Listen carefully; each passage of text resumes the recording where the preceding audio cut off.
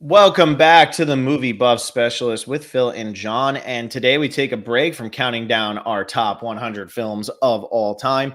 And instead, we take a look back at the movies we watched in 2022. Obviously, this would be an incomplete list, as John and I both have not seen everything that came out in 2022. In fact, I saw very little, I realized as I was making this list. But we'll be talking about these are the categories that we have, and we want you to all play along if you're interested. If you want to make your own, put it in the comments. Don't forget, you can follow us on Letterboxd, J Millsip and Pwood43.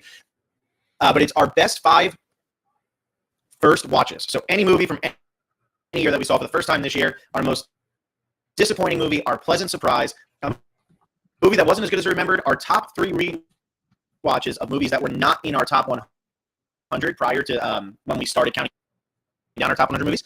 The worst movie we watched this year that was from any year, the worst movie of 2022 that we watched this year, and our top 5 movies from 2022. So play along. Let us know what you think.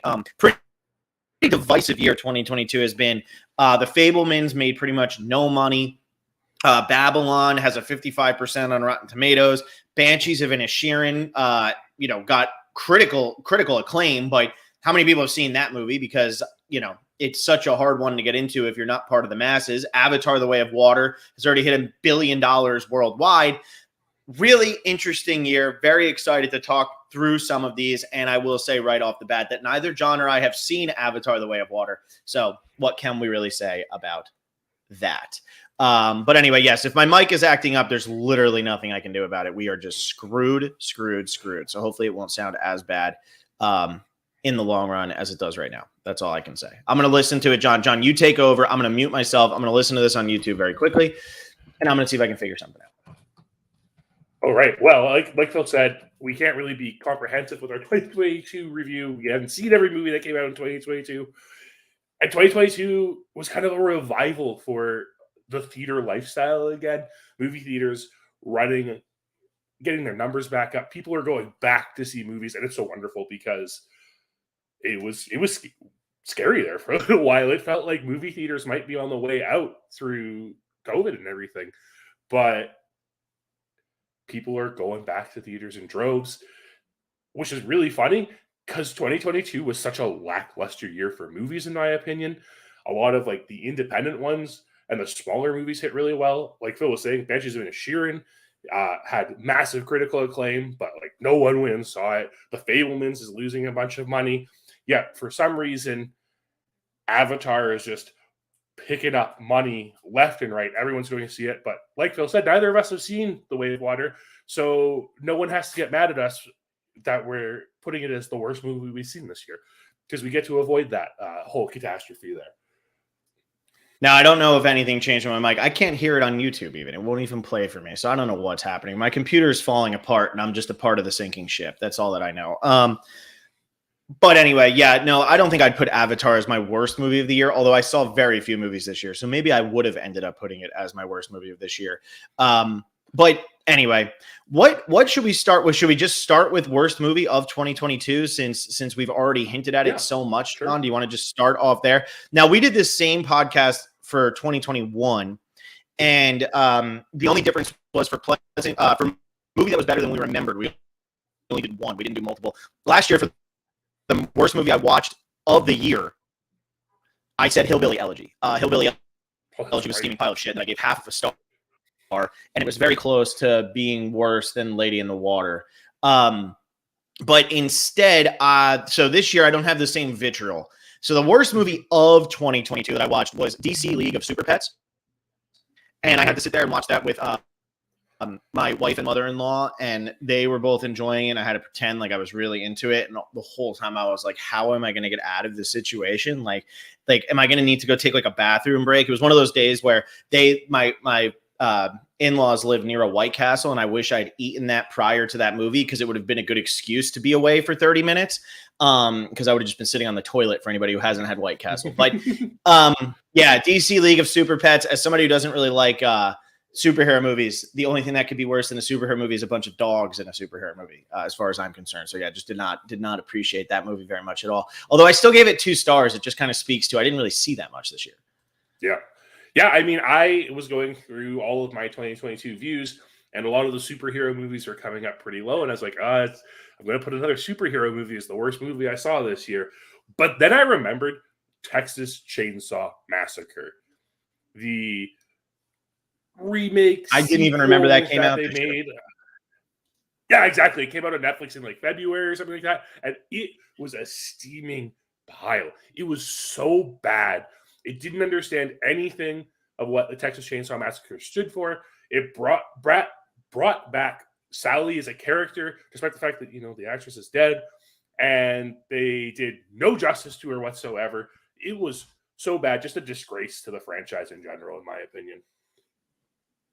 Yeah, I didn't even know it came out. So thanks for the update, John. I had literally no idea.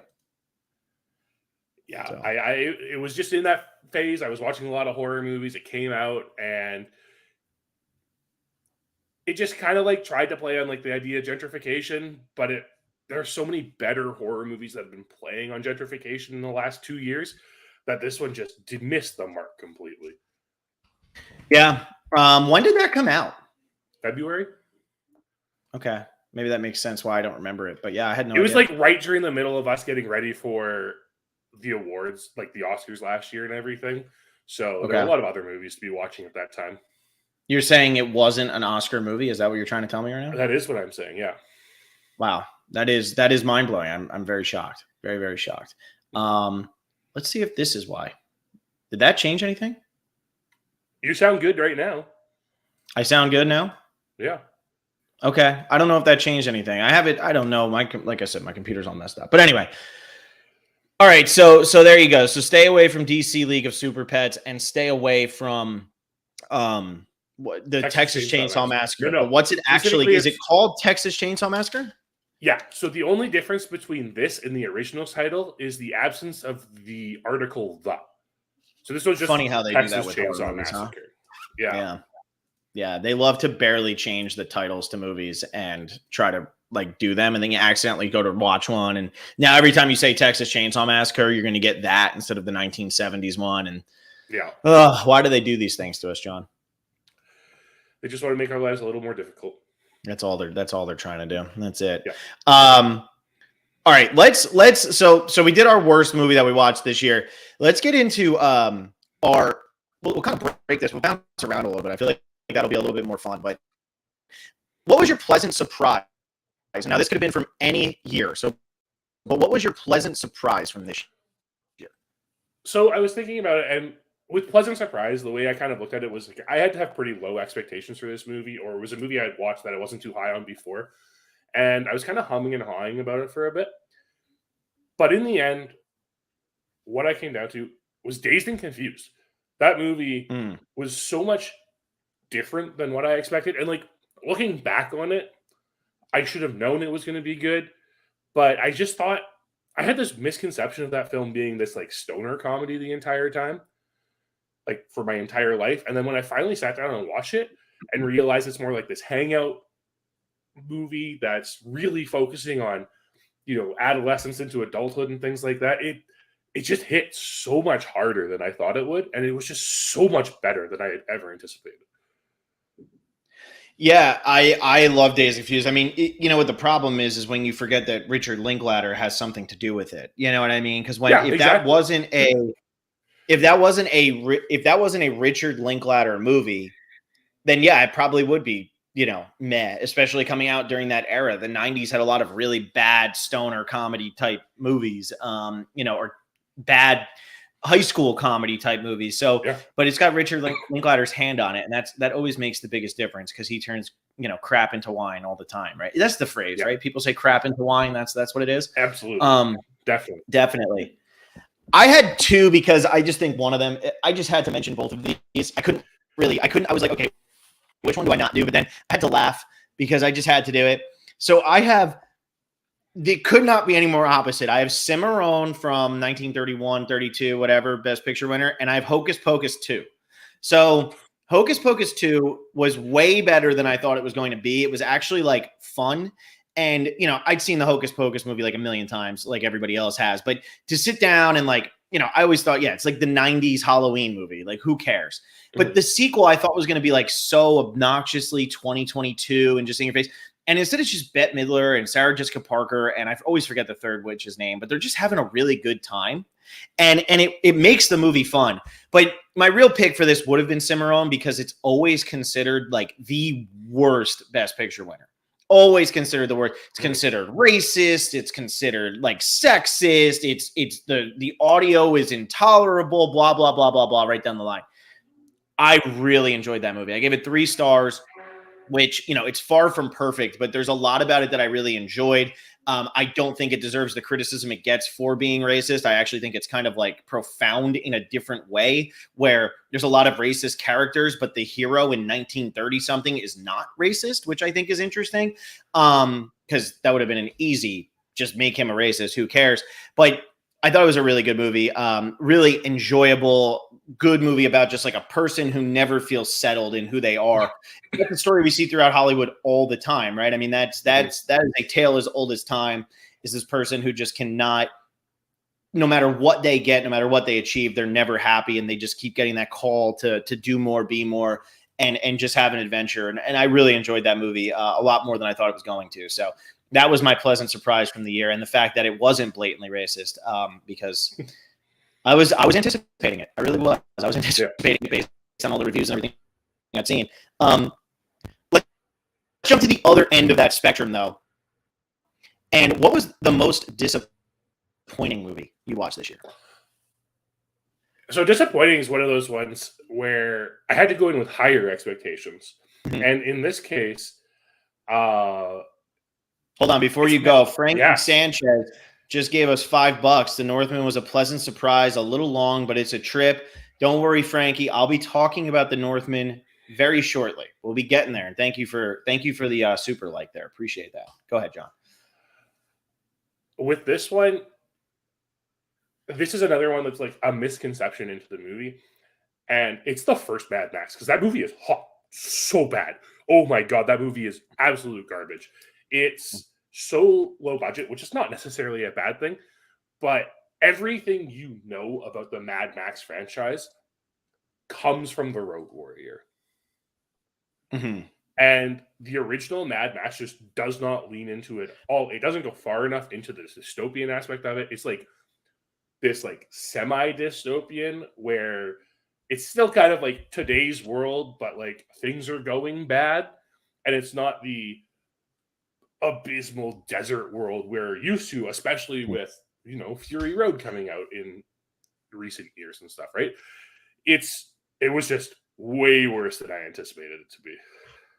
Well, the funny thing about Mad Max movies for me is I can count the amount of them that I've seen on one finger, which is Fury Road. That's it. That's the only one I've seen. So I've never actually gone back and watched those. The 80s are definitely the decade that I've seen the least movies from. I'm talking out of like decades that, you know, I'm not talking about the 20s, okay? And I'm not talking about the teens. I'm talking about pretty much the 30s on, because I've actually seen a pretty good amount of 30s movies. But the 80s, I feel like, with the amount of movies that came out, if you went by a percentage, I feel like the 80s is the one where I am slacking the most.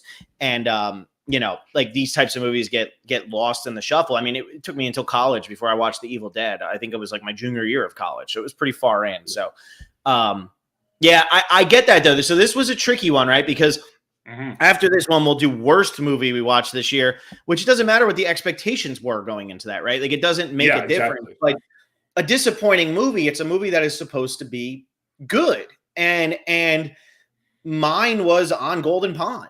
This is a movie that Henry Fonda won the Academy Award for. Katharine Hepburn won the Academy Award for. It has that quote about a knight in shining armor, which the knight in shining armor can shove it, because that line is stupid, just like the rest of the movie.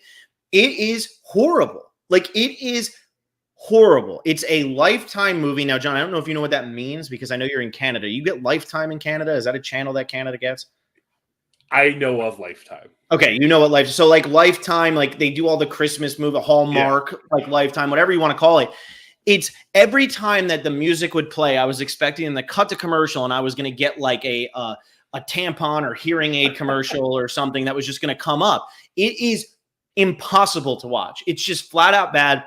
And Fonda does the best he can with what he's got. Hepburn is atrocious, and I like Katharine Hepburn. She is atrocious in that movie. Her Oscar is a sham. It's a joke. It's just F it. It's stupid. The movie made me mad because it is one of those, I think the WGA had it on their top 100 screenplays of all time. That really makes me question if people who write know how to write. Like, it really bothers me that that movie ended up anywhere. Hate the movie, thought it was total garbage. But again, I went in with high expectations. If I'd gone in with no expectations, it's still a 1-star movie, but it doesn't go down as my most disappointing movie because the expectations were low, which is very similar to my worst movie that I watched this year. It was a movie I expected to be a steaming pile of shit. Yeah. So, yeah, John, you haven't seen On Golden Pond, right? I haven't. No, I haven't. And I don't know if I want to after that endorsement there. Well, it's funny because I told my friend Steve to watch it, who you obviously know, and he went into it and then he watched it and he gave it 2 stars and said it wasn't as bad as he expected because I told him it was going to be the worst movie we ever watched. Right. So, that helps it. So maybe you'll actually enjoy it a little bit. But let's do the worst movie we watched this year. And I'll start with mine because I already hinted here like enough. But I have The Broadway Melody, which was the first talking movie to win Best Picture. That movie, unlike Cimarron, is not even remotely okay. It is as bad as advertised. I actually think in my review, I said this was better than I expected, and I still gave it 1 star.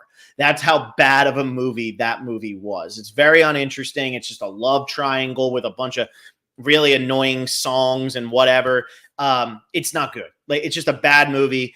I've been going through trying to watch all the Best Picture winners. I think I have like 4 or 5 left. I'm sure I've already seen this year's Best Picture winner because I sat down and watched Babylon, which obviously isn't going to be nominated for anything. But I just think that like there's a certain degree of levity you have to give to movies that were made during different eras, right? Like, there's only so much they could do. If something doesn't work anymore visually, something like that. Or I just watched the movie Kiss Me Deadly where like there's a scene in it where the guy escapes from something and the cut is to the guy and then it's back to an outer room and then they cut back in and the guy's just like unconscious. Like, we can't see what happened in that scene to make that man unconscious because they didn't have the budget or whatever for it. But with a movie like The Broadway Melody, there's no need to forgive it. It's just a bad movie. Yeah. Yeah. And mine, it was tough. There were 2 movies I was considering for worst watched. And the first one was Mean Girls 2, which didn't see that. Was a direct-to-DVD sequel in name only to Mean Girls. And it kind of felt like whoever wrote this movie had never actually seen Mean Girls. And they just thought that the movie was about girls being mean to each other. Mm-hmm. But there was actually something worse than that I watched this year. And that was Gun, starring Curtis 50 Cent Jackson. And this movie is so bad. 50 is credited with writing the script despite not writing a single word for it. Because the people who wrote it didn't want their name attached to it. It is so horrendous. One of the worst movies I have ever seen. It inexplicably has Mike Boogie from like Big Brother in it. It's so confusing and so bad. It's not worth watching. And it was one of those ones where, it comes up on your Netflix, you're with some friends, you're like, okay, sure, we'll watch this. And you regret every single second of it. Well, now I know. And guess what? I was never going to watch it. I know. I was never going to watch it. I don't know how you discovered it, John, but that's one of those you got to watch while you're getting hammered, right? Like, that seems like one of those movies you're getting drunk and you just want to laugh. I don't know if that would even help. It's that bad. Well, you heard it from John first, everybody. Because honestly, that's probably the first time anybody's actually heard of that movie was because of you on this podcast in this exact moment. I'd never heard it. When you texted me and were like, I watched this movie that I was like, John, I don't know what that is, but thank you for watching it. So I don't have to. I really appreciate that. Yeah. Yeah. All right. So before we get into like best 5 first watches, top 3 rewatches, and then top 5 movies of 2022, what was the movie that you watched this year that just wasn't as good as you remembered it being? Oh, this is very easy. Top Gun. Now, I'm not talking Top Gun Maverick, which everyone's like, very wild about this year and are loving. I'm talking about the original Top Gun because that movie is so empty. You have like this faceless. You have this faceless antagonist. You have like zero character development. It's so bad and it's so long for a movie about literally nothing. It's funny because with Top Gun Maverick, or Top Gun Maverick really hammers home like the visuals and all of that, but there's heart to the characters too. When Goose died in Top Gun, I'm gonna say it here. I don't think I even realized. I think I might have smirked. Like, I don't even care. He died. So what? Like, there was no emotion to that. And what they were able to do with the Miles Teller character in Top Gun Maverick, it really works. It's just Top Gun just doesn't do it for me. It never did it for me, which is why it gets kind of a pass. For me, the movie that wasn't as good as I remember was Life is Beautiful. Rewatched that for the first time in a long time. I know that movie always gets praised as like a 4.2 on Letterboxd, in like the top 30 on IMDb. Roberto Benigni won Best Actor for it in 1997. And I rewatched it. I had really high expectations because I hadn't seen it in a while, and it's kind of corny. I mean, Benigni is very good. There's some really emotional scenes in it. But if you're going to start telling me that this is like the best Holocaust movie or something, I mean, it's not even close. And that's kind of how it gets praised these days, as like almost like a feel-good Holocaust movie, which sounds really wrong to say, but it kind of gets discussed as it puts a light spin on the Holocaust, right? So it finds the humor, the life is beautiful, and even the ugliest of situations. I mean, the parts in the actual concentration camp are pretty solid, but everything before it, I mean, there's like a scene where he's a waiter and he slips and falls and like stuff falls down. And I'm like, what am I looking at? Like, it's just cheese ball for too much of the movie. So while it has some really good moments, there's parts of it that are just, I don't know, boring. And it didn't live up to the hype that I had created in my own head and that the internet created for me. Yeah, Life is Beautiful is one of those ones that I haven't gotten around to, mainly because Holocaust movies you really have to be in the mood for. Yeah. So I haven't gotten around to it yet. So I at least don't have crazy high expectations for it. But I know what you mean, because everyone kind of talks about it. Especially 97 was that year where we had, Elizabethan dramas and World War II movies. And people talk about Life is Beautiful all the time. Yeah. Yeah, Life is Beautiful. Yeah, so that's it. 97. Didn't do it for me. So we got to do our top 5 watches overall last, because it will reveal my number 1 from this year. So like we got to do that last. But I think instead of going into the top 2022 right now, I think we should do the best 3 rewatches. So these were movies that aren't in John or I's top 100 that very well could be the next time around. And so these are movies that we'd seen before, didn't make our top 100. Then we rewatched them and we were like, wow, this is, better or just as good as I remembered. So John, why don't you start with your number 3? And if you have any honorable mentions you want to throw in, feel free to, but I'll do my 3, then we'll do 2, and then 1. Yeah, I do have a couple of honorable mentions actually. And I kind of mentioned them on the podcast throughout the year. First honorable mention is 1999's The Mummy, which I kind of just finally accepted is just one of the best action adventure movies of all time. And me not including it on my top 100 is kind of a shame in the first place. Mm-hmm. Is that replacing A Knight's Tale? I think it's going a lot higher than that. Yeah, there you go. I think it probably replaces like The Last Crusade, because it's just doing what The Last Crusade is trying to do, but better. Yeah, that makes sense. And then the other honorable mention I have is Dario Argento's Suspiria, which is one of my all-time favorite horror movies. And every time I watch it, it just gets better and better. And like the Goblin score is fascinatingly incredible. The visuals are stunning. I just love that film so much, but it doesn't quite hit my top 3. Yeah. So that was first I want to do my honorable mentions because I forgot that. I didn't know if you were going to have them, but my 2 honorable mentions were Last Days of Disco, which I love, and I still think is going to end up in my top 100. I really do think it's still going to get there. Yeah. But we already did a whole podcast on the Last Days of Disco, and M, which I recently rewatched, and I thought for sure M was going to be in my top 3, but there were 3 others. I had some good rewatches this year. Some really, really, really good rewatches this year. So without further ado, John's number 3. Yeah, so my number 3, I actually talked about it a lot in the last month and a half, kind of. It was Evangelion 3.1 plus 1.0. Thrice Upon a Time. That movie is such a perfect conclusion to the Evangelion series. It is heart-wrenching. It's so thematic in the loneliness. It does what the series tried to do with the Shinji and Gendo relationship, takes it to the nth degree, and it's so powerful because of it. I'm so glad I got the opportunity to see it in theaters this year. Yeah, we're talking like replacing End of Evangelion here because they are pretty much the same movie. So it's going to be very high up on my next top 100. You could just have your top 5 movies be all Evangelion movies. I could. It's possible. You could. But like the third Rebuild movie isn't quite on level with the other ones. Also, it would be a very boring podcast. Very boring. Yes, absolutely.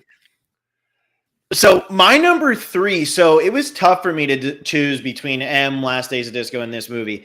I ended up going with The Verdict, which is a courtroom drama. I talked about this on one of the podcasts just as my best movie I watched that week, but with Paul Newman about he's a alcoholic attorney who pretty much just, bounces around the funerals trying to get to do people's estates and things like that and separate people's wills. And he gets a case of medical malpractice. Essentially, this sister and her husband are just at their wits' end.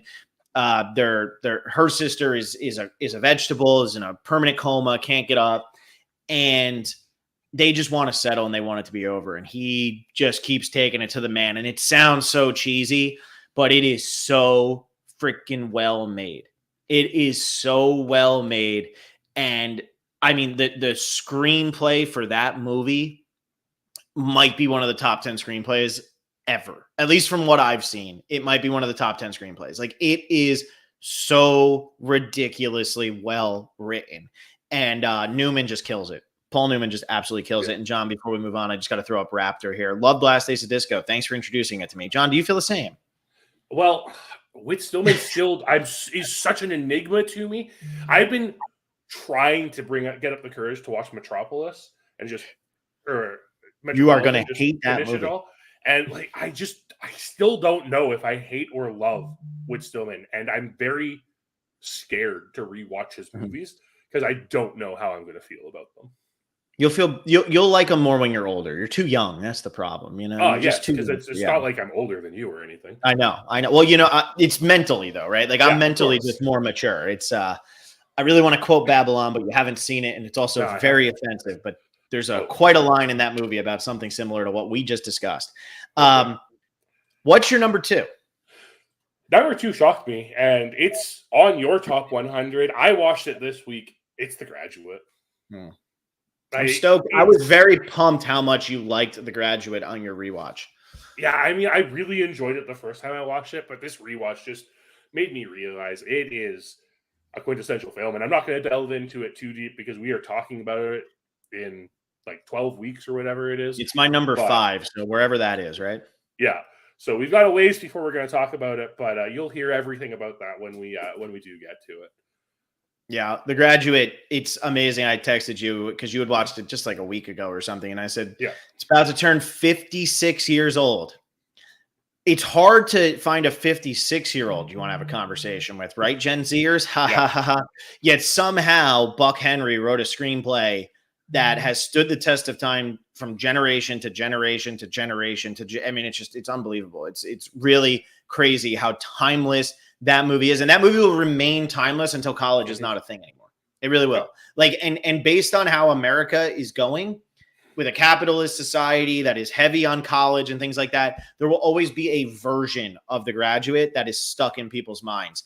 So yeah, it's a phenomenal movie. Just absolutely phenomenal. My number 2 is Paths of Glory, the Stanley Kubrick movie with Kirk Douglas. Put that in there right at number 2. Another one where the screenplay is just fantastic. The direction is great. Even the acting is really solid. A look at 3 men just sentenced to death for no reason. And it's a phenomenal, phenomenal story. Very short, which is not normally how Kubrick movies are, even though this might be my second favorite Kubrick. We were rewatching Space Odyssey very shortly, so that will help me determine what my second favorite Kubrick is. But that's high praise. But my favorite Kubrick is also 85 minutes long with Dr. Strangelove. So Yeah. Kubrick can make them short, he can make them long. It didn't matter. But Paths of Glory is definitely one I'm happy I rewatched. I hadn't seen it since high school, and I remember loving it in high school, but it hit even harder this time. That's a great movie. Yeah, Paths of Glory is kind of one of those ones in that Kubrick collection that I haven't gotten to yet. It's sitting on my shelf, and I just haven't watched it. I feel like it's probably the least seen of Kubrick's well-known, like Lolita and the Killing and Killer's Kiss and that. I don't really consider, but out of his bigger named ones, his really critically acclaimed ones, I feel like it's the least seen one. Yeah, and it's one that people talk about, but it's that first beginnings thing that kind of throws people off there. Mm-hmm. Yes. And I think your phone is near your mic. I just got a voom, voom, voom, voom. So. Okay, well, I'll make sure it's far away now. So, cool. All right. What was your best rewatch of the year? My best rewatch of the year was actually my best first watch of last year. We talked about it already. I replaced my ranking of The Fellowship of the Ring with it. It's Seven Samurai. That movie is just absolutely incredible. It's a top 10 movie in my opinion, and I look forward to watching it every time I do. Kurosawa is just such a genius, and Seven Samurai is just his masterpiece. Didn't even make my top 5 first watches, John. How's that feel, huh? A little salt in the wound. That's what you get for not liking Last Days of Disco. There you go. Yeah, there we go. That. Exactly. No, Seven Samurai is great, though. Seven Samurai. The problem for me with Seven Samurai is, for me to consider something to be in my top 100, I'd have to willingly want to sit down and watch it again and again and again. Seven Samurai is friggin' long. Lawrence of Arabia has a little bit of an advantage over Seven Samurai because I'd seen it a couple times, which makes it easier for me. But yeah, Seven Samurai, man, that's another one.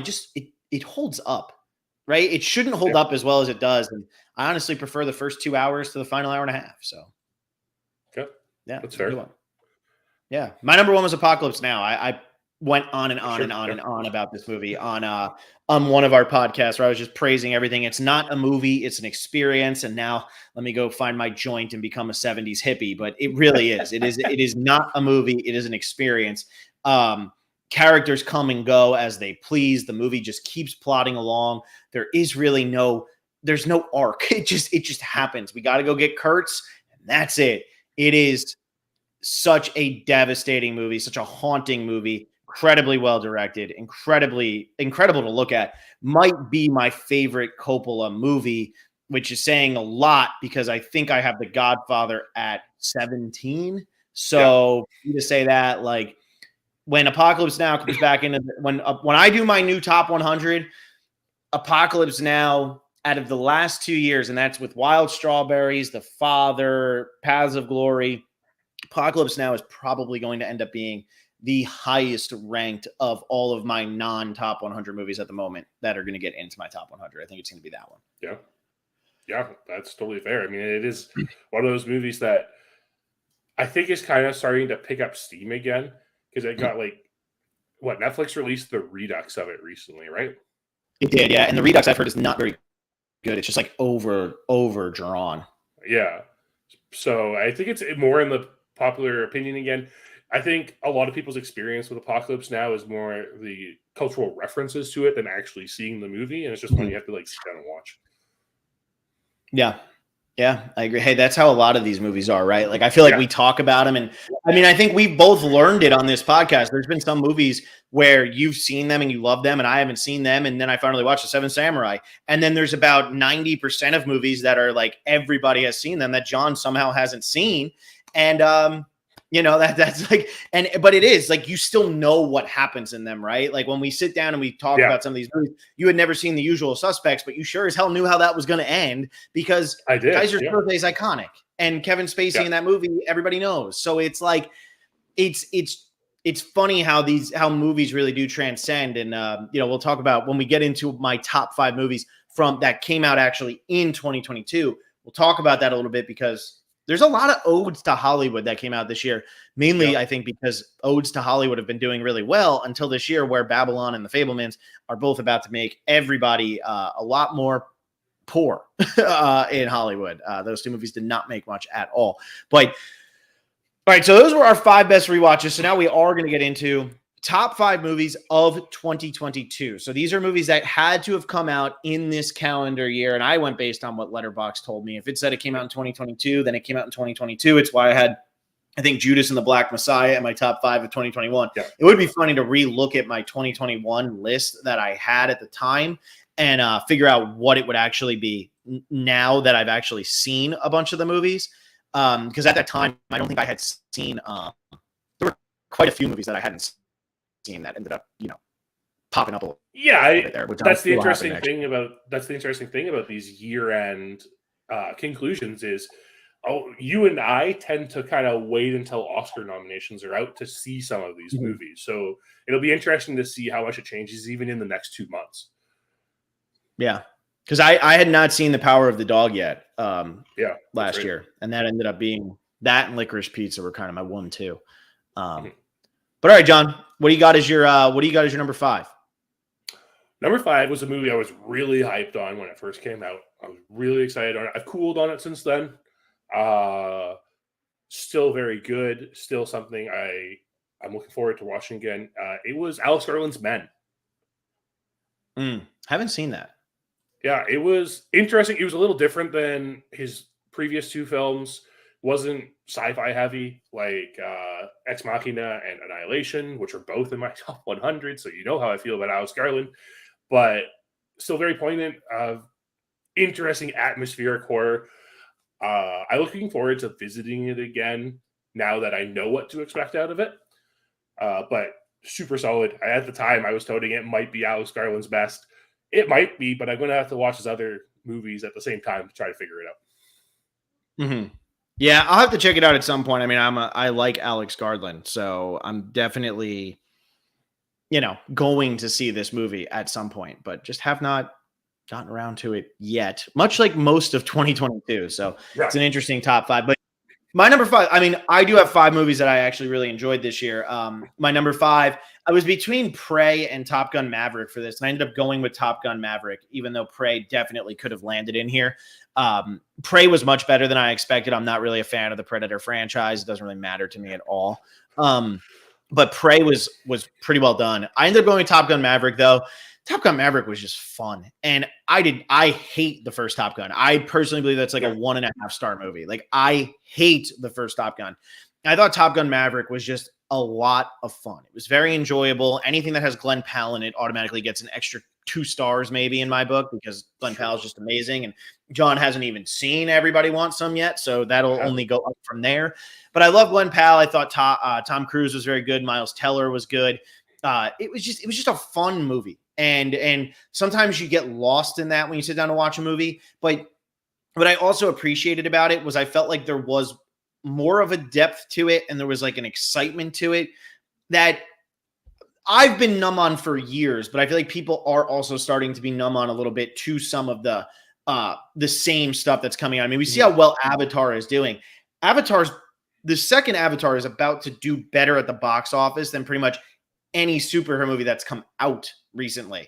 And that's without having comic books and TV shows and blah, blah, blah, blah, blah, blah, blah, blah. Just having one other movie that people really don't even talk about all that much. And I think that was kind of refreshing about Top Gun Maverick was we don't really know who the bad guys are. We just know that there are bad guys. And there's a lot of really incredible fight sequences. And, the flying aerial stunts are amazing. But the story is there and there's a heart to it. And yeah, it's not going to knock your socks off, but it's fun. And when I sit down to watch one of these movies, I want it to actually be visually appealing. I will forever rip apart Black Panther for beating The Favorite for best production design or whatever it was. It's like Top Gun Maverick, being that it was shot like on location, a lot of it, not in front of a green screen, that improves a movie so much. It cannot be overstated how much that improves a movie. So yeah, that was my number 5. Yeah, I need to get around to it still. I think it just dropped on Paramount Plus, so I should probably watch it this week or something. But John's getting to it. He's getting there. We're getting there. What's your number 4? My number 4 is Park Chan-wook's decision to leave.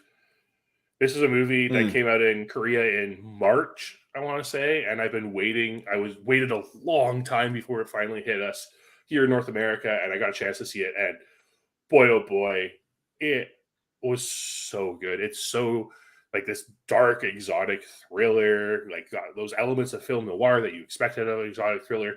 The ending is devastating. It was so well done, very impressive. I'm higher on it than most people seem to be, but it was so good, and I definitely see it getting a best foreign language Did, nom this year. did it get the Golden Globe nom? It did get the Golden Globe nom. It did get the Golden Globe nom. Okay. Yeah. Okay. I'll get around to that at some point. Yeah, that's another one I haven't seen. It's funny how we've now named 3 movies where I haven't seen your first 2. You haven't seen my first one.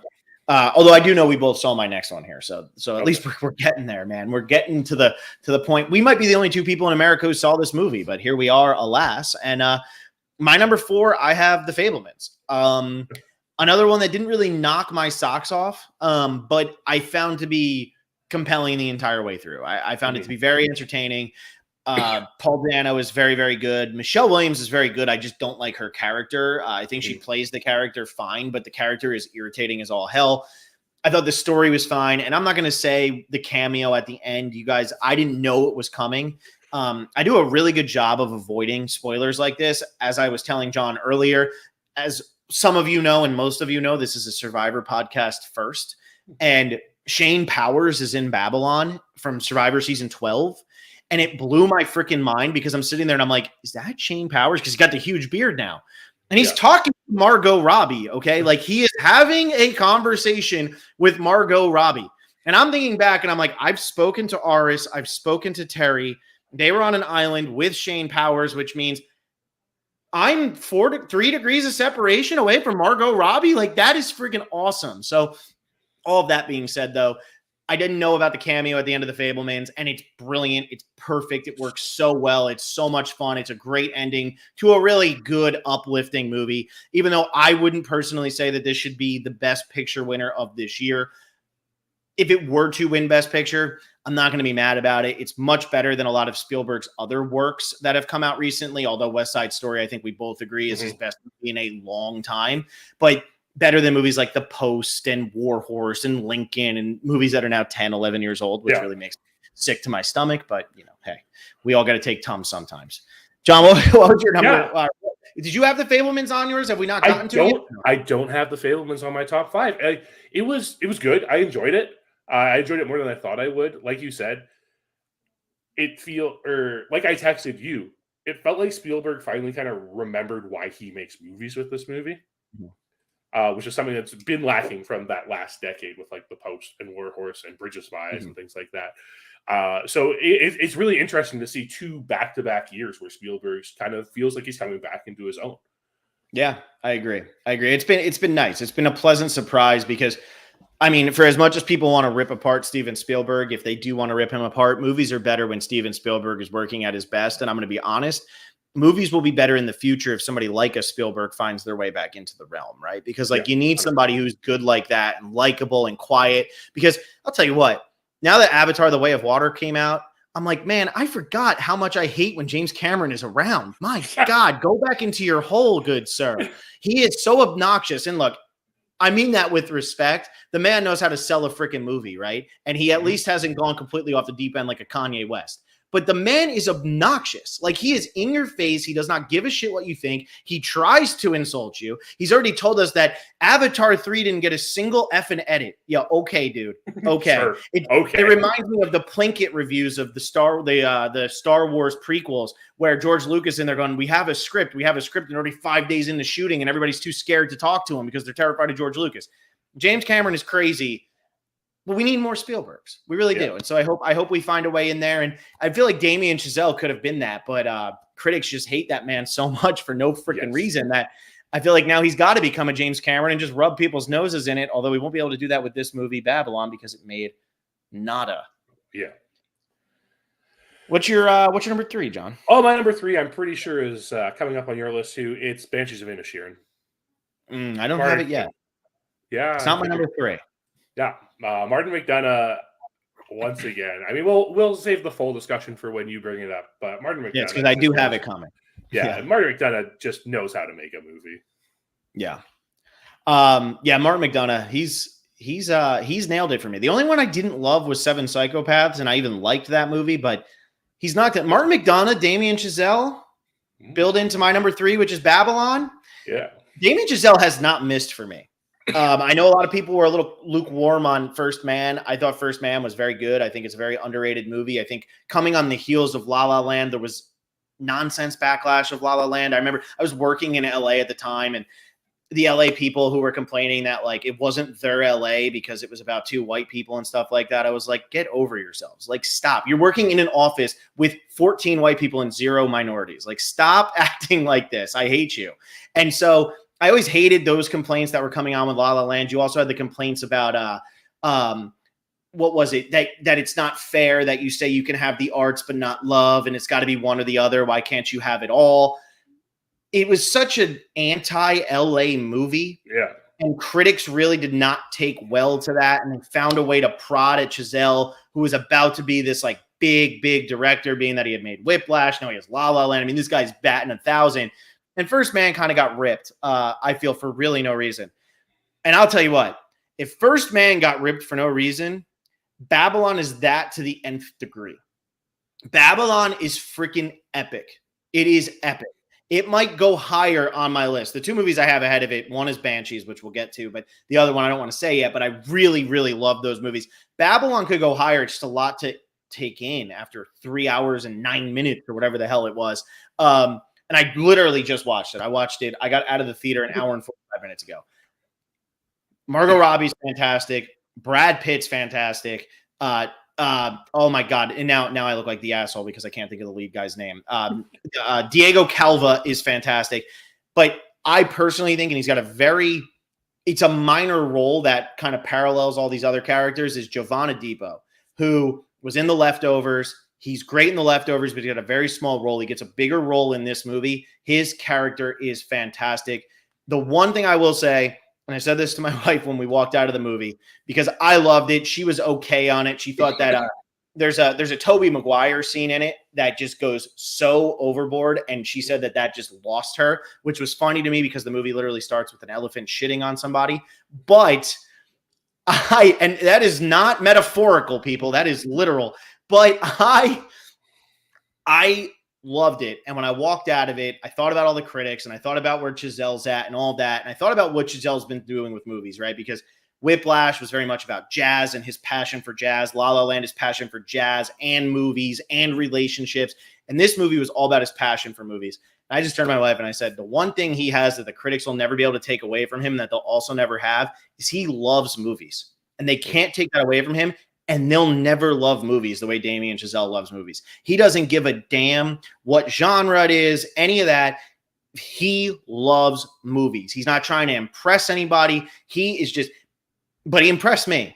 It worked. I don't know how he pulled off the direction for half of this movie. He should be a shoo-in to be nominated for director. He should win Best Director based on what I saw this year. He won't even be nominated, but his direction is freaking ridiculous. In this, you feel like you're in the 20s in this movie. The opening party scene is out of control. It is out of control, and yet you know everything you want to get from every character, and what every character wants for the rest of the movie. He sets up 3 hours in 35 minutes of pure insanity, and it's a great movie. It's a great movie. It's probably going to move up in my mind, and this is a movie that I will definitely be rewatching, much to the chagrin of my wife, who will just have to go in the other room because I'm going to watch it, and I'm going to watch it a lot. All 3 hours of it. All 3 hours, nonstop. Yeah. I'm looking forward to seeing it. I haven't gotten around to it yet, but I am looking forward to seeing it. Despite, how I'm not the biggest Chazelle fan, I am looking forward to it. Yeah, but hey, we all have our problems, right? You don't like Whit Stillman, you don't like Chazelle, you don't like caviar. Like, what's the problem here, John? I've never had caviar. I don't know. I don't have caviar. But what's your number 2? Well, you just saw your number 3. I just saw my number 2.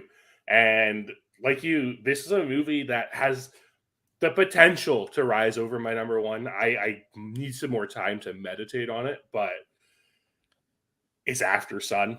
Hmm. Oh my god. Well, A24 is killing it this year.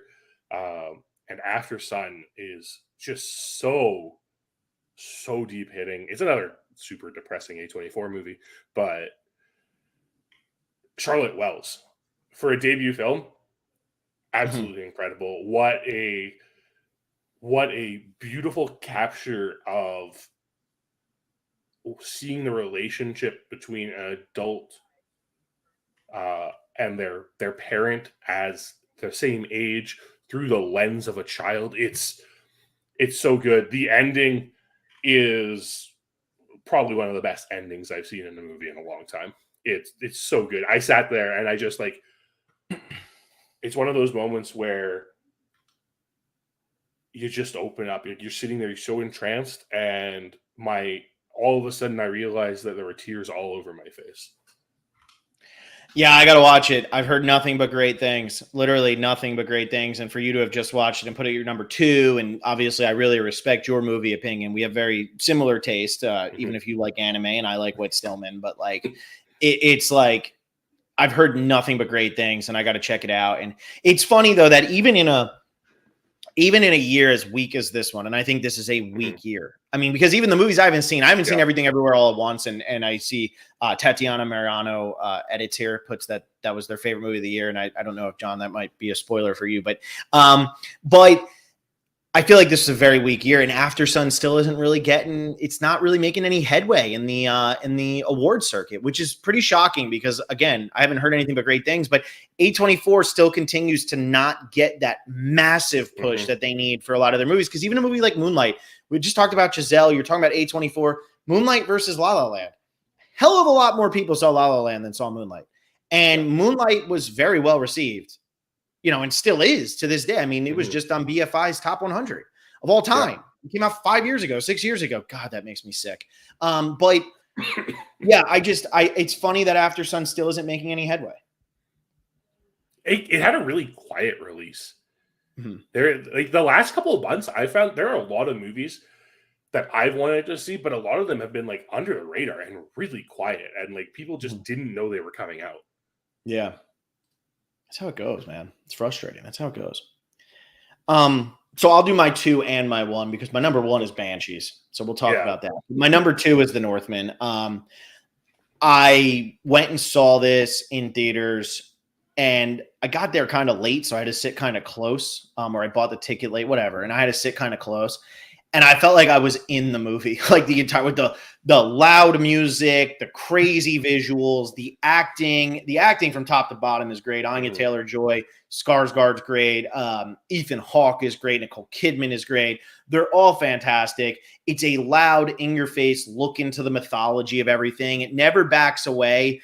And it gets into the mythology without ever feeling like it's becoming fantastical, even though it is becoming fantastical at points.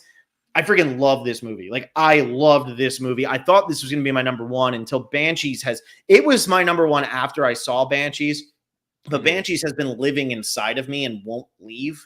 And it has just been killing me. And this is a spoiler for my top 5 watches of any year. Number 5 is Banshees of Inisherin. So, Yeah. I'll get my Banshee stuff out of the way here, but the Banshees of Inisherin is it just won't go away. And I bring it up so much in my normal conversation, which bothers me, but I feel like it's such a relevant movie. That's the crazy part. It's set on an island in Ireland in the early 1900s, and yet it's so relevant. There are so many Mhm. times, like I went and saw Babylon today, and I'm sitting in theaters, and these 3 old women come in, and it was a noon showing on a Friday. And they sit down and they're talking about how they heard this movie wasn't that good. And I'm like, oh God, here we go. And now Babylon opens with pretty much a 30-minute orgy. So, of course, that's a fun way to start. And then the title comes up and it just says Babylon. And at that point, they all looked at each other and said, well, I don't like this movie. This movie's not very good. And then they continued to sit there for 2 hours and 20 minutes and talk and talk and talk. And I felt like Brendan Gleeson, where I was like, do I need to cut off a finger to show you how serious I am right now? Like, shut up. I get you don't like the movie, but the door's right there. Go ask for your money back. Like we're Yeah. in Wellington, Florida. Go ask for your money back. So now I've really pinpointed these 3 old angry ladies who made me so angry. But all of that is to say, Banshees it's so relevant.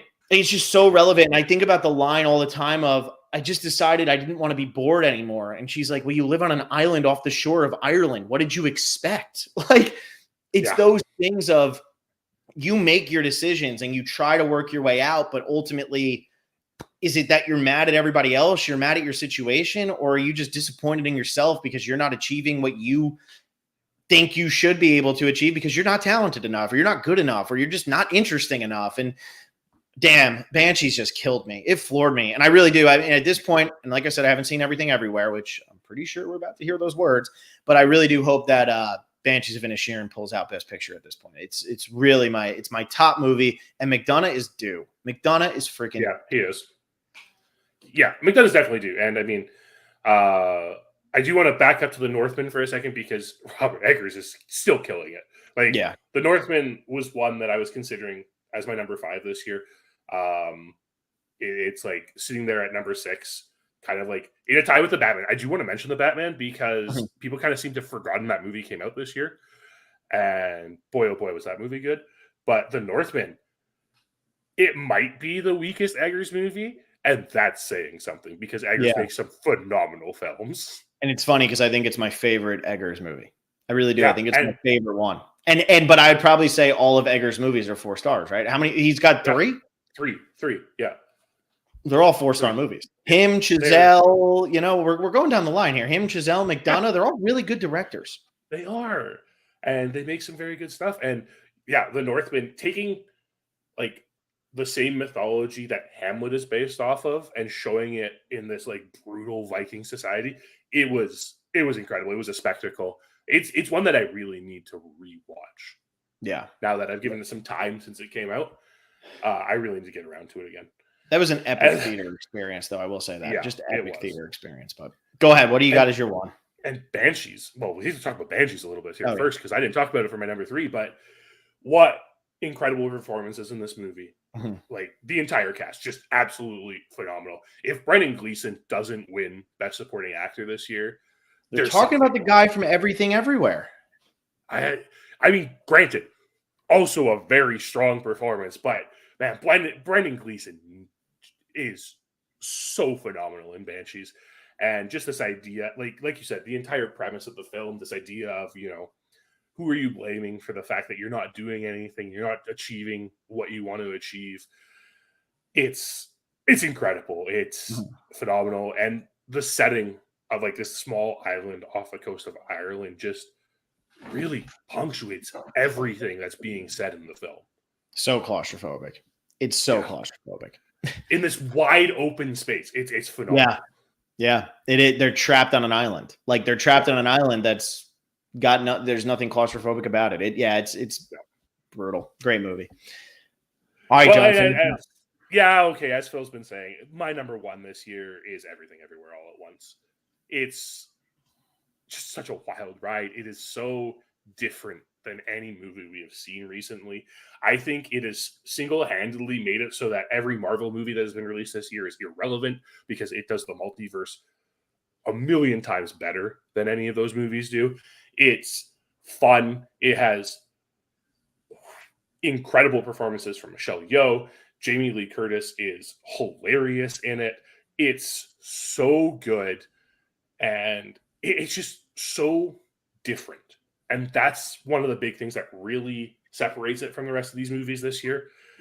And like I said, After Sun might overtake it with time after I like meditated on it a bit. But Everything Everywhere All at Once just... it has a very heavy theme to it, but it's so fun at the same time. And it's just that the type of movie that just hits you differently. Yeah, I'm like, again, need to check out both of those. Week of me that I haven't seen Everything Everywhere All at Once. But when all the hype was going on, I wasn't sure. I didn't know if the hype was going to continue on. And now it seems like, okay, no, like this is like a must-see movie here. So I'll definitely be checking that one out shortly. So I can see a movie directed by a man named according to the Golden Globes. That makes me laugh very hard because they wouldn't allow... That actually what they did it? Yeah, they wouldn't allow it's like not allowed that 2 directors get nominated, so they went as the Daniels. Right. That's how they identify, right? And I guess that they do identify as the Daniels, but the Golden Globes doesn't let you put two title, directors in the same movie. Because best director is one director. So that's why it's like the Coen brothers, the Daniels. Like they won't let you just do Joel and Ethan Coen. It's so stupid. Right. That's funny. Yeah. But anyway. All right. So these now will be our best 5 first watches of the entire year. Any movie that we saw for the first time this year. As I already said, my number 5 was Banshees of Inisherin. So that is, I've already spoiled my 5th. John, what was your number 5? My number 5 was your number 1 from last year. It is Wild Strawberries. Okay. Yeah. About damn time. I know.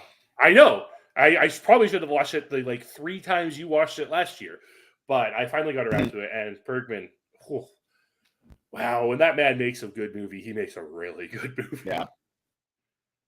It's funny because I'm having the big box set now with Bergman. It's allowed me to realize that I enjoy almost all of his movies. And then I'll go and I'll look on Letterboxd and they'll have like a 4.1, 4.0, 3.9. But then what'll happen is you'll get a movie that I really liked and it'll have like a 3.2. I think it's just people being like, well, it's not Persona and it's not Wild Strawberries and it's not The Seventh Seal and it's not Smiles of a Summer Night. And it's like, poor guy. Like, just like let the man have 25 masterpieces. Leave him the hell alone. Yeah. And Wild Strawberries, it just hits so. Again, it's all these like aging movies. I've realized as I grow older, I grow more attuned to these movies about aging, and they just hit differently.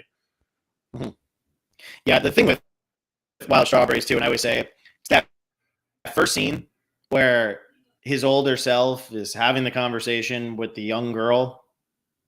Yeah, and it's literal. Kind of, you know what I mean? Like, it's not like he's flashing back. Like, no, he's there. Like, I don't know. It's just, it's just devastating. It's absolutely devastating. And I don't know. Bergman has one of the best eyes for the memory aspect of things. He does such a great job with it, making it feel real, but also making it feel powerful. Yeah, absolutely. Now, before we get to your number 4, we might as well talk about mine because it's Everything Everywhere All at Once. I did have it above Wild Strawberries, believe it or not. But we already can't be right on. So we can move on. We can move on to your number 4.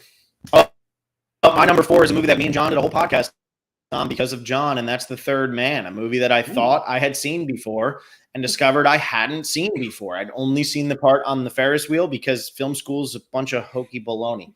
But so I'd seen The Third Man, the one scene from it, but that was it. And watching The Third Man for the first time in its entirety, that is a great, great, great movie. Orson Welles is freaking awesome in that movie. Joseph Cotton's great. The direction, everything, the visuals, it's all just top notch. Great movie. Third Man coming in at my number 4.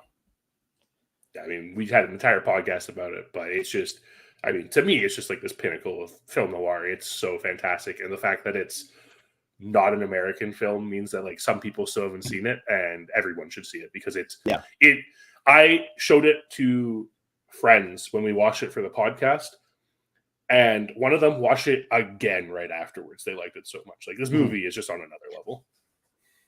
It's funny too, like, because I think film noir is such an American genre, that's what also hurts The Third Man. Because it's not an American movie and it's such an American genre. Such an American genre. All right, John. Well, what was your number 3 then, since now you're back in the lead? So last year when we did our top 5 best first watches, we didn't have a single American movie on any of the lists, and we've already covered my only American movie and Everything Everywhere All at Once. So no more American movies for the rest of the list for me. I have Pulse, which is the 2001 Japanese horror film, and this is a movie that I saw it, I understood it, I felt it, and I haven't stopped thinking about it since. It's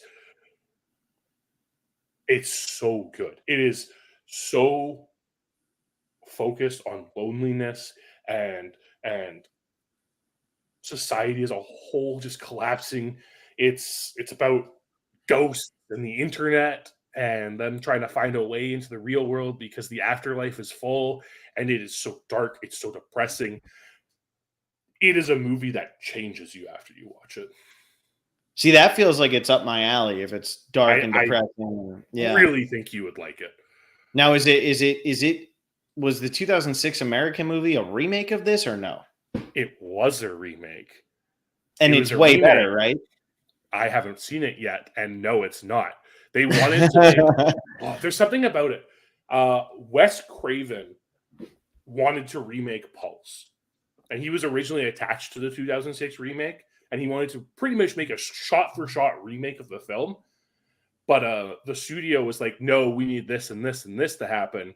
So Wes Craven got off of it, and the 2006 movie came out the way it was, which was not the same.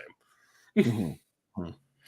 I'm not surprised, although it does have Kristen Bell and Ian Somerhalder, who are two very good-looking people, John. So I'm just saying, it might be better. I don't think they were just trying to put people in that movie who were very good-looking. Yeah, that's true. All right, my number 3, I have The Purple Rose of Cairo, the Woody Allen movie. Another one of those movies is just about loving movies. And The Purple Rose of Cairo might be one of the best depictions of that ever. I mean, obviously, I have Cinema Paradiso in my number 14 or something like that. I mean, I have movies up there that love movies. But this movie is so much about just the love of movies. And it's, takes place during the Depression and movies as an escape. And what if a movie star just walked off the screen? What if the character in the movie just walked off the screen? It's such a fun idea. It's so good. And, when Woody Allen starts getting into that, we're going to be watching Midnight in Paris in a couple weeks here. Not that either of us have it in our top 100, but it's replacing Casablanca for John. Yeah. So when Woody Allen starts doing those, man, he can knock it out of the park. And The Purple Rose of Cairo blew me away. And it's so short. I think it's 80 minutes long. It is in, out, on with life, but it leaves such a lingering impression. It will not let you go. It is a great movie. It's a great movie. Yeah. I need to check it out because you've been raving about it since watching it. Yeah. I mean, it took me so damn long to watch the damn thing. Yeah. What's your number 2? Well, my number 2 is a movie I actually forgot I watched this year because it felt like so long ago. It's Drive My Car. Oh, wow. I forgot that was a first watch this year.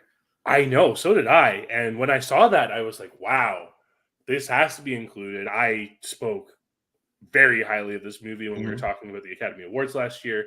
Hamaguchi just creates this beautiful, beautiful slow burn film. And it's so emotional. It brings everything that I want in a film together. I loved it so much. And yeah, it was definitely way up there for me. Mm-hmm. Yeah, I forgot. It's funny. I think the only 4-star movie that I watched from this year was Power of the Dog, which would have absolutely been in my top 5 of last year had we done that. But I didn't. I guess I watched Drive My Car in the new year, but Drive My Car, I think I only gave 3.5 stars. But that's like 2. I was much higher on it than you were. Yeah, you were. As you generally are with foreign film. I am. I really do like foreign films. Although I will be interested with, not to promote our next podcast, but Wild Tales and Reservoir Dogs. Wild Tales, John. I'm telling you. Yeah. Let's see what happens. I'm looking forward to it.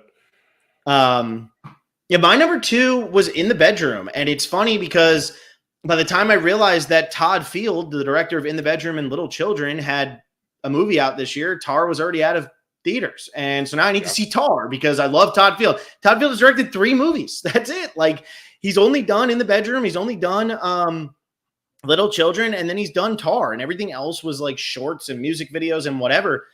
Takes his time. He picks his projects, but man, he knocks them out of the park. And In the Bedroom, one of the last movies, I think Aaron Brockovich is now the only movie from 2000 on that I haven't seen that was nominated for Best Picture. In the Bedroom was the most recent one I watched out of the 2000s, right? So like it was Aaron Brockovich and In the Bedroom were the 2. I'd always wanted to watch In the Bedroom, but it was hard to find. It was a very difficult one. What a great movie. Tom Wilkinson was robbed. I haven't seen Training Day, but Tom Wilkinson was robbed. The man gives one of the, just such a great subdued performance. And just a great movie. Great movie. Marissa Tomei, Nick Stahl, William Apother is great. Sissy Spacek. It's such a small, simple story. And it's so damn good. And you're like, okay, where's it going to go now? Where's it going to go now? Where's it going to go now? And it just keeps going there. And it just keeps finding its way. And it gets more and more interesting throughout. In the Bedroom was my number 2. Great movie. 10 out of 10 recommend. Yeah, I'll check it out. All right, John. Who wants to Number go one. first on their number uno? Well, I can go number one, I guess. So I kind of cheated because I technically didn't watch this year, but I watched it right after we did last year's annual recap, so I have to mention it. My number one is Portrait of a Lady on Fire. Mm. It's a French So film you cheated. from 2018. I'm pretty sure we got off of doing this annual recap last year, and I immediately watched it. So kind of cheating, but like it's still technically within the last year. This movie is phenomenal. My God, it is heavy hitting. It's so focuses on just like this idea of relationships and building them and what society wants and what you want and the memories we have of these fleeting moments. It's so good. Definitely. Yeah. If you know what, not if you don't even like French cinema, you still have to watch this movie. It's so good. It's crazy. I haven't seen that one yet. I've heard nothing but great things, and I just keep putting it off. I gotta watch that. I gotta watch it. I'll get to it one day. But yeah, I mean, I'm not surprised that that's your number one. Although, I'd forgotten that you just watched it for the first time within the last 365 days. So my number one was Tokyo Story. I did we talked about it a lot. Yeah, we talked a lot about that on one of the podcasts. Both of us had it as like our best movie of a week at one time or another. It's devastating. It's brutal. It's just such a simple look. The sound in that movie is just brilliant. It's a beautiful movie. It's very touching. It doesn't pull any punches, and it's about getting old and families growing apart and not having time for each other. And what do you do? And how do we keep them busy? And I can take them so they're off your head. It's a fascinating movie. A very interesting look. Again, we talked about it with The Graduate.